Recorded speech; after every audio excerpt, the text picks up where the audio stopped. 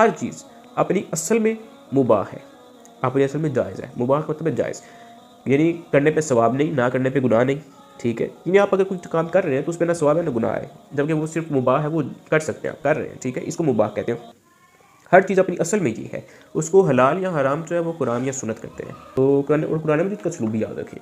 कुरान मजीद का, शरीयत का, हदीस पाक का उसलूब और तरीका का ये है कि कुरान जो है या हदीस जो है हमें वो हराम अशिया की लिस्ट देती है, हलाल की नहीं देती, क्योंकि हलाल चीज़ें ज़्यादा हैं। आप कुरान मजीद में पढ़ें ना तो अल्लाह ताला फरमाया कि तुम्हारे लिए खिंजीर भी हराम है, और वो मुर्दार भी हराम है, और खून भी हराम है, और शराब भी हराम है। तो हराम चीज़ों की लिस्ट बयान की है, हलाल चीज़ों की लिस्ट बयान की कि तुम्हारे लिए चिकन भी हलाल है, बकरे का भी हलाल है, और बच्चे का भी हलाल है, और बैल का भी हलाल है, ऊँट भी हलाल है, या इसके अलावा चावल भी हलाल है, दाल भी हलाल है, चने भी हलाल है। ये नहीं फरमाया, बल्कि जो हराम चीज़ें उनकी लिस्ट बयान की। इसी तरह जब रिश्तों की बात की तो फरमाया तुम्हारे लिए ताइयाँ भी हराम है, चचियाँ हराम है, माएँ हराम है,